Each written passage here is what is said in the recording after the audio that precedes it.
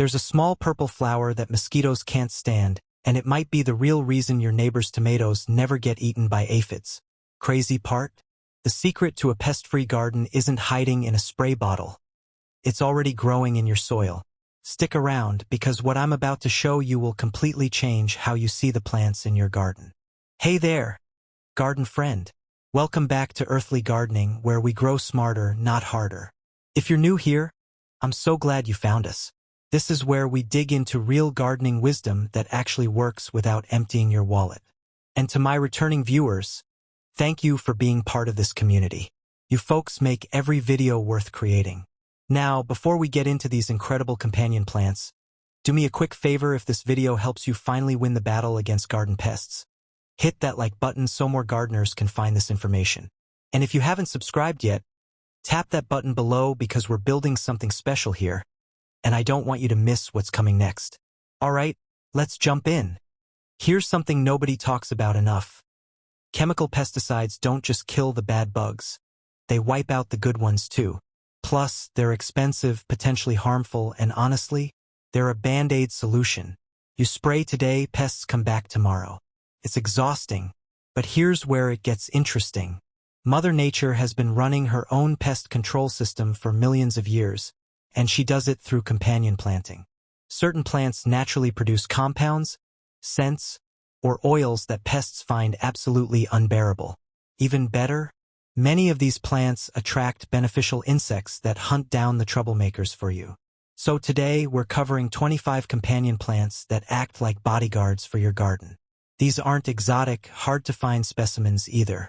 Most of these you can grab at any nursery or grow from seeds you probably already have. Let's start with some absolute powerhouses. Plant 1, marigolds. Let's kick things off with marigolds. And no, this isn't your grandmother's boring advice. Marigolds produce a chemical called alpha-terthional in their roots that's toxic to nematodes, those microscopic worms that destroy root systems. Plant them around tomatoes, peppers, or cucumbers, and you're essentially creating an underground security system. Plus, their bright scent confuses whiteflies and aphids. The best part? They're nearly impossible to kill, even for beginner gardeners. Plant 2, basil. Basil isn't just for pesto. The oils in basil leaves, especially that distinct clove-like scent, drive away thrips, flies, and mosquitoes. Plant it right next to your tomatoes, and you'll notice fewer hornworms. There's actually a reason Italian gardens always pair these two together, and it has nothing to do with pasta sauce. Basil also improves the flavor of tomatoes, so you're getting double benefits. Space them about 6 inches apart for maximum effect.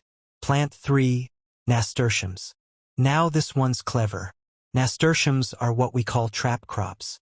Aphids love them even more than they love your precious vegetables. So instead of fighting aphids on 10 different plants, they all gather on your nasturtiums. You can either let them feast there or remove the nasturtiums entirely when they're covered. Either way, your main crops stay clean. Plant these around squash, cucumbers, and brassicas. Oh, and the flowers are edible with a peppery kick, and toss them in salads. Plant 4, lavender. Lavender isn't just pretty and fragrant to us. It's a nightmare for moths, fleas, flies, and mosquitoes. The camphor and linalool in lavender oil overwhelms their senses. Plant lavender along garden borders or near entryways to keep flying pests away from your entire space. It's drought-tolerant once established, which means less watering and more protection. Works beautifully near cabbage, beans, and fruit trees. Plant 5, chives. Chives release sulfur compounds that aphids, Japanese beetles, and carrot flies hate. Their tubular leaves and purple blooms also attract pollinators, so you're getting pest control and pollination services in one plant. Tuck chives between carrots, tomatoes, or roses. Yes, roses. Chives help prevent black spot disease while keeping aphids at bay. Harvest them regularly to keep them producing, and you'll have fresh garnish all season. Plant 6, garlic. Garlic might be the most underrated companion plant out there. Those pungent sulfur compounds don't just repel vampires in movies. They drive away aphids, spider mites, cabbage worms, and even some larger pests like rabbits. Plant individual cloves around roses, raspberries, or between vegetable rows.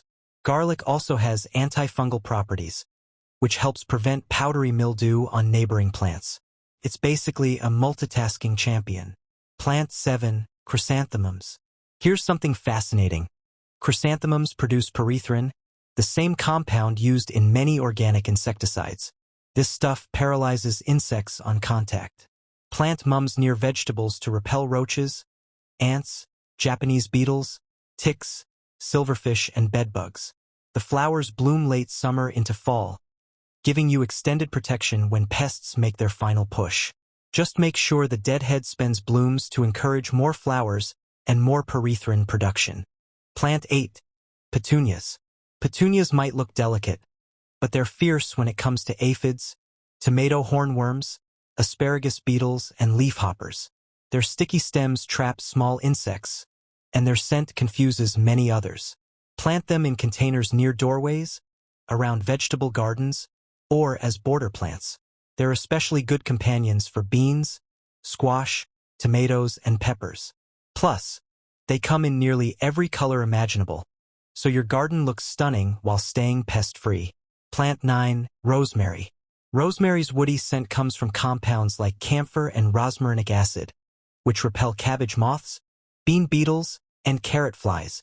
It's a perennial in warmer zones, meaning it keeps working year after year.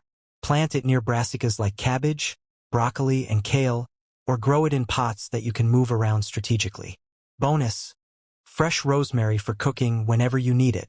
Just remember it prefers well-drained soil and full sun. Plant 10. Catnip. Yes, cats go crazy for catnip, but mosquitoes, flies, deer, and aphids run from it. Studies show catnip is actually more effective at repelling mosquitoes than DEET. Plant it away from areas where neighborhood cats hang out, unless you want a feline convention in your garden. It spreads aggressively, so contain it in pots or designated areas. Works great near squash, cucumbers, and anywhere you spend time outdoors. Quick pause here if you're finding this helpful. Smash that like button and drop a comment telling me which plant you're most excited to try. Seriously, I read every single comment, and your feedback helps me create better content for this community. Also, subscribe if you haven't yet because we've got 15 more incredible plants to cover. And trust me, number 17 is going to blow your mind. Let's keep rolling. Plant 11. Mint. Mint is polarizing because it spreads like wildfire, but that aggressive nature makes it excellent pest control. It repels ants, aphids, flea beetles, and rodents. The menthol oils are overwhelming to pests. Always plant mint in containers unless you want it taking over your entire garden. Place those containers near cabbage, tomatoes, or peas. Harvest frequently to keep it bushy and produce those pest-repelling oils. Fresh mint tea as a bonus. Plant 12. Dill. Dill plays a dual role. Its feathery foliage repels aphids, spider mites, and squash bugs, while its flowers attract ladybugs, parasitic wasps, and hoverflies, all predators of common garden pests. Plant dill near cabbage, cucumbers, and lettuce. Let some plants flower and go to seed for maximum beneficial insect attraction. Just keep it away from carrots and tomatoes, as it can stunt their growth. Plant 13. Tansy. Tansy has been used in gardens for centuries because it repels ants, flies, moths, beetles, and even mice. Those button-like yellow flowers contain thujone, a compound pests find unbearable. Plant tansy along borders or in corners, but be careful. It's toxic if ingested, so keep it away from pets and children. It works beautifully near roses, raspberries, and at the edges of vegetable gardens. Cut back after blooming to prevent excessive self-seeding. Plant 14. Borage. Borage has gorgeous blue star-shaped flowers that tomato hornworms despise. It also attracts pollinators and predatory insects while repelling cabbage worms. The rough, hairy leaves seem to deter many soft-bodied pests. Plant borage near tomatoes, squash, and strawberries. It self-seeds readily, so you'll have volunteers popping up each year. The flowers are edible and taste like cucumbers, freezing them in ice cubes for fancy drinks. Plant 15. Cilantro. Cilantro, or coriander when it goes to seed, repels aphids, spider mites, and potato beetles. More importantly, it attracts beneficial wasps and hoverflies that prey on harmful insects. Plant it near tomatoes, peppers, and spinach. Let some plants bolt and flower for beneficial insect attraction. Harvest leaves young for culinary use, then let later plantings flower for pest control. It's a win-win situation. Plant 16 Thyme. Thyme works as both a living mulch and pest deterrent. It repels cabbage worms, whiteflies, and tomato hornworms. The low-growing nature means you can plant it underneath taller crops, maximizing space while providing protection. Thyme loves hot, dry conditions, so it's perfect for water-wise gardens. Plant it near cabbage, tomatoes, and eggplant. The tiny flowers attract bees, and you get fresh herbs for the kitchen all season. Plant 17 Fennel. Here's that mind-blowing one I mentioned. Fennel is a host plant for beneficial insects like ladybugs, parasitic wasps, and lacewings. Basically an insect hotel that houses pest predators. However, fennel inhibits growth in many plants through allelopathy, so plant it in its own dedicated area near the garden, not within it. Let it flower and watch the good bugs move in. Those beneficial insects will then patrol your entire garden, hunting pests. Plant 18 Alliums, onions, leeks, shallots. All alliums produce sulfur compounds that aphids, carrot flies, slugs, and cabbage worms avoid. Their upright structure also doesn't shade smaller plants, making them excellent interplanting options. Grow them between carrots, tomatoes, peppers, and lettuce. The best part? You get pest protection and food. Even ornamental alliums work. Those purple globe flowers aren't just stunning. They're functional defenders too. Plant 19 Rue. Rue is less common in modern gardens, but it's incredibly effective against Japanese beetles, flies, and aphids. The blue-green foliage releases oils that pests find offensive. Plant it near roses, figs, and raspberries. Warning: some people develop skin irritation from handling rue, so wear gloves when pruning. It's also toxic to pets, so placement matters. Despite these precautions, its pest-repelling power makes it worth considering if you have stubborn beetle problems. Plant 20 Yarrow. Yarrow is a permaculture favorite because it improves soil while repelling aphids and beetles. Its deep taproot brings up nutrients, and its flat flower clusters attract predatory wasps, ladybugs, and hoverflies. Plant yarrow along borders or in dedicated pollinator strips near your garden. It's drought-tolerant and tough as nails once established. Let it naturalize in wilder garden areas, and it'll create a beneficial ecosystem that supports your entire growing space. Plant 21 Sage. Sage repels cabbage moths, carrot flies, and flea beetles with its strong aromatic oils. The gray-green leaves stay attractive year-round in mild climates, and the purple flower spikes are bee magnets. Plant sage near brassicas, carrots, and strawberries. It's another Mediterranean herb that prefers well-drained soil and full sun. Harvest regularly to promote bushy growth and maximum oil production. Fresh or dried sage is wonderful in cooking too. Plant 22 Hyssop. Hyssop deserves way more attention. Its minty licorice scent repels cabbage moths, flea beetles, and aphids while attracting bees and hoverflies. The spikes of blue, pink, or white flowers bloom for weeks. Plant hyssop near cabbage, grapes, and around fruit trees. It's semi-evergreen in warmer zones and comes back reliably year after year. Harvest leaves for tea that aids digestion, another dual-purpose plant that earns its spot. Plant 23 Cosmos. Cosmos are foolproof annuals that repel aphids and attract beneficial insects with their daisy-like blooms. They tolerate poor soil and drought, making them perfect for filling gaps in the garden. Plant cosmos along edges or in patches throughout vegetable beds.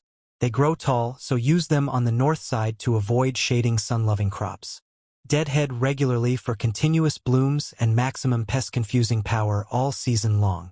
Plant 24 Wormwood. Wormwood contains absinthin, one of the most bitter compounds in the plant kingdom.